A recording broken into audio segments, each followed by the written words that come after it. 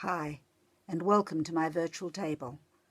I'm Jude Knight, and I tell stories set in history, romances with determined heroines, heroes with the sense to appreciate them, and villains you'll love to loathe. Today I'm offering you the chance to purchase signed copies of my books, and also the books of the Blue Stocking Bells. I've included a link to my Amazon page which lists all the books that are on my Google form. These are also available in electronic form from most e-retailers, and 2 of them are free as e-books. Today I'm featuring the Blue Stocking Bells' latest release, less than 24 hours old. It's the collected 2015 edition of the Tea Time Tatler. What do the Blue Stocking Bells' historical romance characters do when they're not entertaining readers in our books? Turn to the popular Regency gossip rag, the Tea Time Tatler, to find out. In the collected 2015 editions of the Tea Time Tatler, these best-selling and award-winning historical romance writers bring you a collection of short stories, interviews, cameos, backstories, and scandals, all vignettes connected one way or another to the novels and novellas that you know and love, illuminating our characters in ways you cannot find in any of our books. The story I'm about to read appears only in the Tea Time Tatler, and therefore is collected in the 2015 editions. It happens after the events in the novella Prisoners of Wyvern Castle, and 5 months before the beginning of my current work in progress, Embracing Prudence. Storm-tossed lovers. "The wind is dying," David said, as he came back into the room with an armful of wood clutched to his breast, and a basket depending off the arm with which he had opened the door. "They'll be able to cross from the mainland today." "I will be pleased to know that Lord and Lady Penworth are safe," said Mist, "but I will regret leaving this little sanctuary they made out of their prison."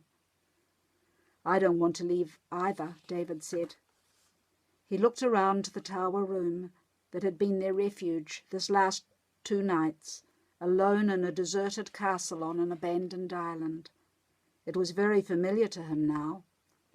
At that table they had shared information and pieced together the plot that had ensnared 2 earls and would have cost David his life had Mist not come to the island on a mission of her own. At that window they had watched the boat carrying the last of the fleeing villains turn away from the shore where constables waited to arrest them, and lose the gamble when the storm overwhelmed them. On that sofa he had slept the first night, leaving the bed on the next floor to Mist, and on that rug in front of the fire they had made love for the first time yesterday afternoon before repairing upstairs to that same bed. The thought heated his gaze as he placed the basket on the table, and Mist joined him to explore what his scavenging had produced for their meal. She blushed and lowered her eyes. He had not been her first, had not expected or wanted to be, but nor was she a wanton. Except at the appropriate moments, he amended, certain memories curving his lips.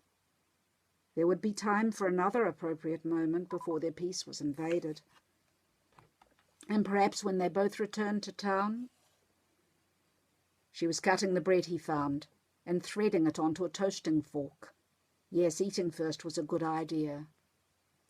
She was sitting on the rug now, the rich-coloured banyan she wore pooling around her. It was the Earl's, clearly, and far too big for her, swamping her lithe form.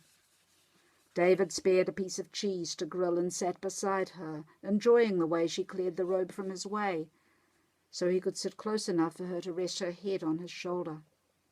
Was she wearing anything beneath it? He rubbed his cheek against her hair, shifting slightly to ease the reaction the thought provoked. Mist's thoughts, though, were on food. Toast, cheese and apples. A feast, David. He loved the sound of his name on her lips. He had told her last night, after she called out "Shadow" at the height of her passion. The name she had known him by these last 3 years was not enough with her, though it had sufficed in the past with others. Those who served the crown in this half-world of lies had code names to protect their identities. But he wanted Miss to know him, though he was not yet ready to think about why. "My name is David Wakefield," he told her, as she lay limp and gloriously naked on the large bed. It stung a little that she had not shared her own name. She held out a slice of toast, and he slipped the toasted cheese onto it, refurbishing both forks before taking a bite from the prepared treat and holding it to her mouth for her own bite. "I used to make cheese and toast with my half-brother," he told her. "Little scamp. He would come sneaking up to my rooms all hours of the night with half a loaf of bread and some cheese that he had jammed out of a kitchen maid." "You are the eldest then, David?" "I was the oldest at the castle," David temporized.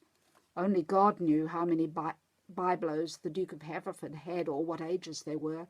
Certainly his Grace neither knew nor cared. My half-brother was the heir, though, lived all by himself in a vast suite of rooms with servants to wait on him hands and foot. I've never envied him that lonely life, or the weight of expectations on him. It's no surprise he used to escape to visit the byblow in the tower."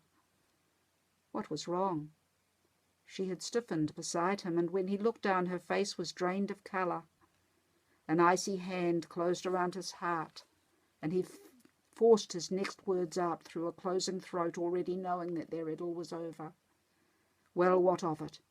He'd been rejected before for the circumstances of his birth and had survived. But with this one woman, it cut to the quick.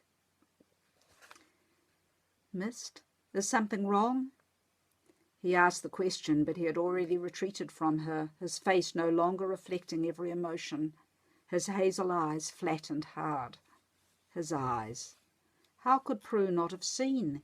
He was shorter than the Marquis of Aldridge, and dark where Aldridge was fair, but the eyes and the heavy brows were just the same. She choked back a laugh, or perhaps tears. If she let either out, she would not be able to stop. "Nothing," she managed to say. For 7 years she had practiced imposing calm, hiding her reactions and feelings under a facade of pleasant interest. She could pretend nothing was wrong. Aldridge's brother. She had been seduced twice, and both times by sons of the Duke of Haverford. No, that was unfair. Aldridge had seduced her, certainly, though she still blamed herself for falling for his blandishments. She had been young and lonely, but she knew better. She should have known his honeyed words had not presaged marriage. But David had not seduced. She had chosen to give herself to him. They had chosen one another. She had admired him these 3 years, had worked with him many times, trusted him more than any other man on the face of the earth. What would he say if she told him that his younger, privileged brother had been her first and until yesterday her only lover? "If you are sure, Mist." His voice was cold, and he had pulled away, was standing to tidy up the remains of their breakfast. How he longed to hear him say her name, her real name, not the code name that was all he knew. She had been going to tell him this morning, should have told him last night. But at the time he was scolding her for risk-taking, teasing more than scolding. He had started with the risk she had courted, rescuing him and the Earl and Countess, and then reprised a dozen other incidents from their shared cases. How could she tell him that her father had named her Prudence? And as for her surname, Virtue, she was naked when he told her his name, naked and rosy from their 3rd bout of love-making. She flushed at the thought, then paled again as he reached a hand towards her. He would not want to touch her if he knew all.